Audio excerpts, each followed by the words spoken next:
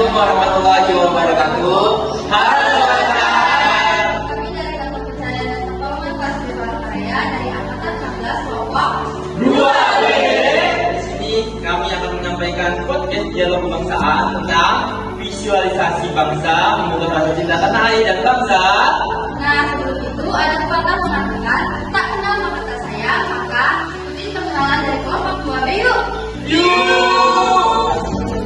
Halo, saya Muhammad Terus. Saya di sini berperan sebagai host.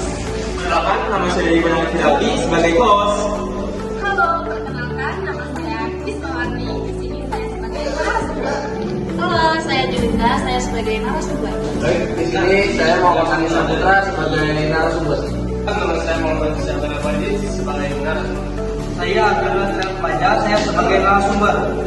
Saya Haji, saya sebagai narasumber. Oke Sobat Sar, itu dia perkenalan dari kami. Langsung saja kita buka podcastnya. Yang pertama, saya tidak sendirian, saya bersama para narasumber yang ganteng-ganteng dan juga cantik-cantik.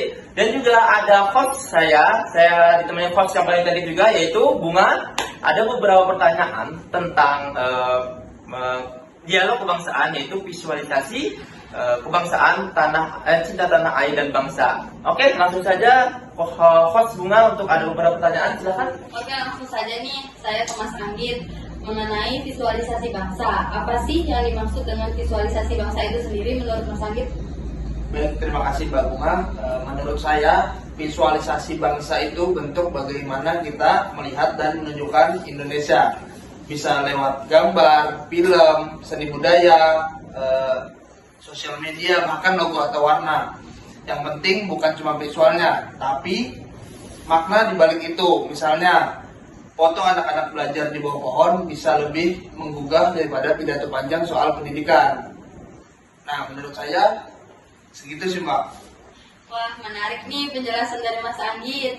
Selanjutnya, kenapa sih visualisasi itu penting banget? Nah iya, karena kita kan hidup di zaman sekarang ya, gadget ya, scroll TikTok, semuanya serba visual. Nah, kenapa nih visual itu penting buat membangun rasa cinta tanah air? Bagaimana teman-teman? Bisa dibantu dengan Mas Adi? Jadi gini Mas, kenapa visualisasi itu penting banget? Ya itulah pertanyaan Mas Adi. Ya. Jadi gini, karena visual itu langsung menyentuh emosi. Tanpa banyak kata, bisa ingat siapa kita, dari mana kita berasal.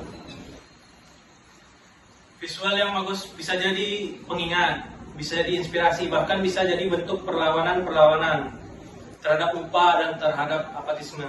Jadi begitu aja menurutku Mas. Jadi menurut Mas Aji, yaitu visual itu sebagai pengingat dan juga jadi inspirasi ya. Nah, oke. Kembali ke awal, gimana itu ada makna dari wawasan kebangsaan itu, apa sih sebenarnya dari makna kebangsaan dalam kehidupan sehari-hari? Mungkin Bang Syakban atau Bang Syakban bisa dijawab? Boleh. Nah, saya menjawab barusan dari makna untuk sehari-hari. Jadi kita harus tahu dulu apa itu yang menjadi landasan maknanya. Contoh dari agama, Ya. dari suku, dari bangsa, maupun dari budaya. Kita di Indonesia itu kan banyak suku, agama, budaya. Supaya kita mengetahui makna daripada kebangsaan itu sendiri, kita harus tahu dulu dasarnya. Berarti apa?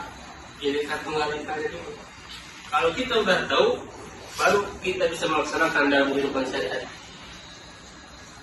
Oke. Berarti dengan wawasan kebangsaan kita bisa menghindari dari perpecahan dan juga menjaga persatuan. Next, pertanyaan selanjutnya, apa sih tantangan terbesar dalam membentuk visualisasi bangsa yang kuat dan membanggakan? Mungkin bisa dijawab sama Mbak Julinda. Nah, tantangannya menjaga keaslian dan keberagaman bangsa kita. Jangan sampai visualisasi kita cuma satu sisi, Mbak. Harus bisa mewakili seluruh yang ada di Indonesia. Harusnya gitu, Mbak. Dan jangan ikut-ikutan narasi wasana yang belum tentu cocok sama karakter bangsa kita. Atau bisa dibilang FOMO kali ya, Mbak. Gimana sih Mbak harapan Mbak Julinda untuk kedepannya? Supaya makin banyak orang yang sadar keberagaman dan asli dari bangsa kita itu, bahwa setiap karya visual yang mereka buat yang lain dari keaslian dan keberagaman dari bangsa kita seperti foto, video, dan lain-lain itu pasti punya dampak besar. Bisa jadi alat edukasi, alat persatuan, bahkan bisa sampai jadi alat perlawanan. Nah itu Mbak. Oke, terima kasih penjelasannya Mbak Nizina. Sekarang ke bela negara nih, bisa dijelaskan nggak sih apa saja nilai-nilai dari bela negara itu sendiri menurut Mbak Kis? Jadi Mbak, nilai bela negara itu ada 5. Yang pertama yaitu cinta tanah air, yaitu dengan bangga menjadi bangsa Indonesia dan menjaga keutuhan wilayah. Yang kedua ada sadar berbangsa dan bernegara. Kita bisa menempatkan kepentingan bangsa di atas kepentingan pribadi. Yang ketiga ada setia pada Pancasila sebagai ideologi negara. Nah, jadi kita harus menjadikan Pancasila sebagai pedoman hidup. Dan yang keempat yaitu rela berkorban untuk bangsa dan negara. Kita harus mendahulukan kepentingan bangsa meskipun harus mengorbankan waktu, tenaga, ataupun harta.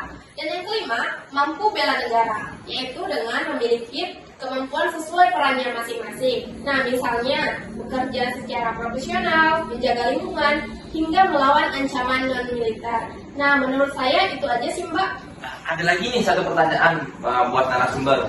Tantangan. Jadi apa sih tantangan terbesar dalam menerapkan bela negara di era modern sekarang ini? Bisa dibantu para narasumber yang ganteng-ganteng dan juga yang cantik? Bisa. Terima kasih Mas Dwipan. Menurut saya tantangannya adalah pengaruh globalisasi, arus informasi yang cepat, serta penyebaran berita hoax di luar sana bisa membuat pemecah belah persatuan. Selain itu, gaya hidup individu juga bisa membuat melemahkan semangat kebersamaan. Nah, itu aja yang bisa saya berikan Mas. Berarti itu aja menurut Mas Arjun jawaban dari tantangan. Berarti pengaruh dari globalisasi itu adalah penyebaran hoax itu bisa membuat pemecah belah persatuan ya? Benar Mas Dwipan, itu dari pandangan saya sendiri. Oke, menurut kami dari diskusi ini dapat menyimpulkan bahwa wawasan kebangsaan adalah cara pandang kita sebagai bangsa Indonesia untuk menjaga persatuan. Nilai-nilai bela negara adalah sikap dan tindakan nyata untuk mewujudkan wawasan kebangsaan tersebut. Keduanya saling melengkapi dan harus diterapkan dalam kehidupan sehari-hari agar bangsa Indonesia tetap kuat, bersatu, dan berdaulat. Oke, terima kasih kepada seluruh rekan-rekan yang telah berpartisipasi dalam dialog kebangsaan kita kali ini. Mari kita mulai dari hal-hal kecil atau dari diri sendiri, karena setiap kontribusi sekecil apapun adalah bentuk dari bela negara. Demikian podcast kami dari kelompok 2B. Sampai jumpa di kesempatan berikutnya. Wassalamualaikum warahmatullahi wabarakatuh.